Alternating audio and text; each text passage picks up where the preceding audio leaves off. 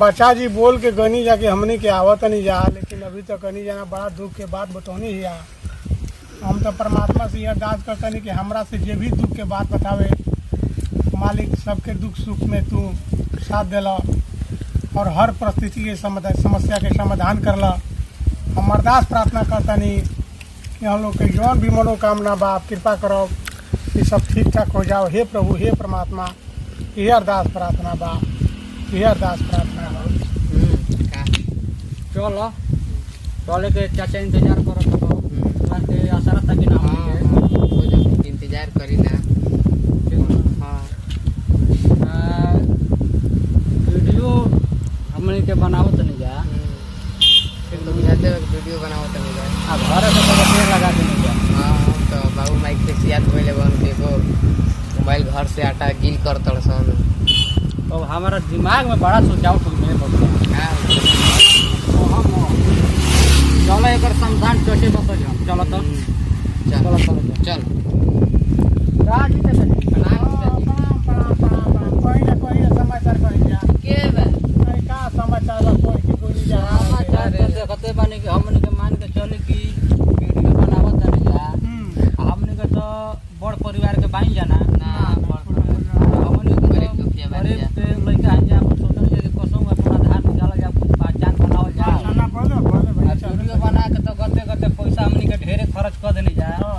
घर के गर्जीवन किसी या तड़न। अच्छा अच्छा हाँ मान के चली कुछ कमाई घरे जब तो घर के परिवार खुश रहे। हाँ हाँ बोले बोले हाँ या पैसा मान के चली कि घर से मांगब 100 रुपया मांगब घर जाके किसी बंद करी खाली खर्चा कर तड़सन। खर्चा करत सन पेगिरी करत सन आल जल करत सन। ये घर के आदमी के सोचावट बा, ना बोले हमने के तो सोचावट बा दूसर।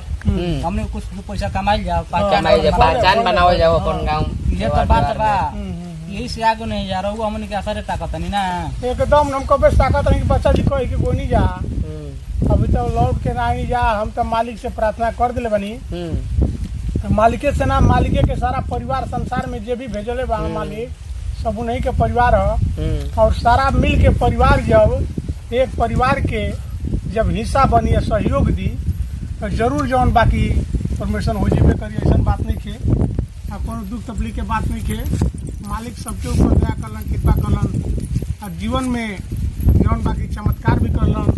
और सारा परिवार से हम उम्मीद रखतानी, सब परिवार से हम गुजारिश प्रार्थना करतानी कि हे जगत में रहने वाले सारे परिवार कृपा करी जा कि बच्चा लोग के जौन बाकी आगे बढ़े के जौन बाकी विचार करता और लोग सब जौन बड़ा सहयोग दे दिया ताकि यहाँ सब तरक्की कर जाए और आगे से आगे बढ़े और माता पिता के भी नाम रोशन करी और गांव घर के भी नाम रोशन करी। लोग के चमत्कार हो जाए ये प्रार्थना बा।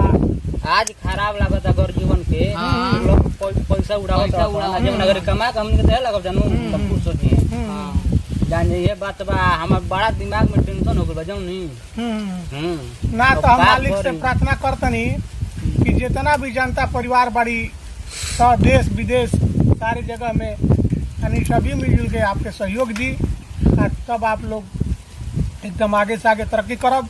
कोनो तरह के में कमजोरी नहीं, हम तो ये मालिक से भगवान से तो बिल्कुल बिल्कुल। हाँ खुश खुशहाली से यहीं जा परिवार में रह जा हम लोग घर के आदमी हमनियों को खुश रहस। ना ना बिल्कुल बिल्कुल बिल्कुल। अरे सब खुश रही, रिश्तेदारी हित नाता सब खुश रही और सब आप लोग के सहयोग भी दी। हम सबसे प्रार्थना करते हैं हाथ जोड़ के और हाथ जोड़ के से प्रार्थना करते नहीं कि बच्चा लोग के आप लाइफ में चमत्कार करी ताकि नाम रोशन हो और बच्चा लोग के नाम एकदम ये संसार में जगत में अमर हो के ये आशीर्वाद मांगता नहीं। आप सब लोग मिलजुल के कृपा करें, ये हमारा प्रणाम। हमने के तरह जानता नहीं, हमने के दुख दर्द जानता नहीं, तब हमने के कहता नहीं अच्छी करता नहीं प्रार्थना करता नहीं भगवान से चाहे जो भी कुछ देवता से तो ये वो काम कर जाओ हमने के बात विचार तो हुई गई।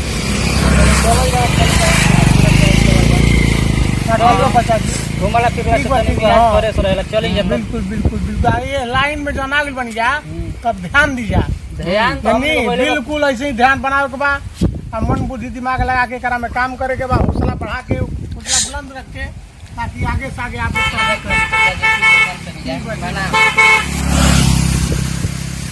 नमस्कार प्रणाम भैया, आप सबके छोट भाई लोग को सासिक पैर छू के प्रणाम करतनी। हमारे एगो नया चैनल बा जो यहाँ के जो चैनल का नाम बाकी टार्जन राज ऑफिशियल, जिसे सब चैनल के ढेर सारा प्यार दुलार दी ना जा, वैसे इहो चैनल के दी जा। रोआ सबके एक लाइक, एक सब्सक्राइब और एक शेयर हमनी खातिर बहुत कुछ मायने रखत है। यही से रोआ सबके ये बतावतनी और आगे बोलो हमार अंकल जी।